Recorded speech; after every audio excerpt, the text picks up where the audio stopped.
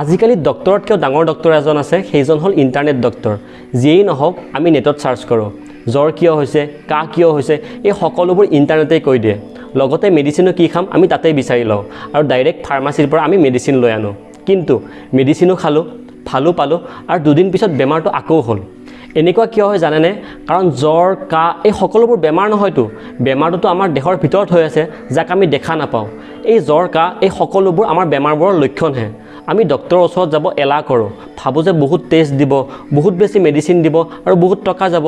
কিন্তু আপোনাৰ গাঁৱতে বা গাঁৱৰ ওচৰতে প্ৰাইমাৰী হেল্থ চেণ্টাৰ আছে, কমিউনিটি হেল্থ চেণ্টাৰ আছে। আপোনাৰ সৰু কিবা বেমাৰ হ'লেও তাত যাওক, চৰকাৰী ডক্টৰ থাকিব, তেওঁলোকে চাব আপোনাৰ ভিতৰত কি বেমাৰ আছে, তাৰপিছত লওক ফাৰ্মাচীৰ পৰা মেডিচিন।